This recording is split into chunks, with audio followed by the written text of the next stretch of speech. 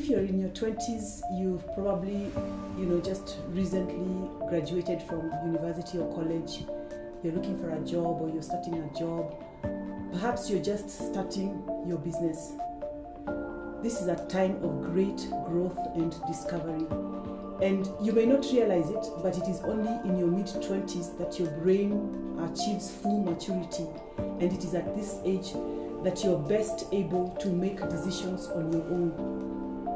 In my work with young people, I have found that at this stage, they have a lot of questions relating to work and business, or work or business. They have questions about relationships. They are just trying to begin, or they're looking at developing long-term relationships. And they also have a lot of questions about money. That is why in 2020, I have special programs for people who are 20-something years old.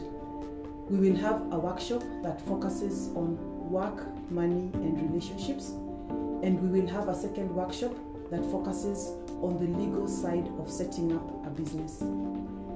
I will not only be sharing with you what I know about how to navigate this stage, I will also be working with 20-something-year-olds to help share their experiences and to have conversations about how best to make use of this time of their life. So please sign up on our website, www.lifeskillscoaching.co.ke.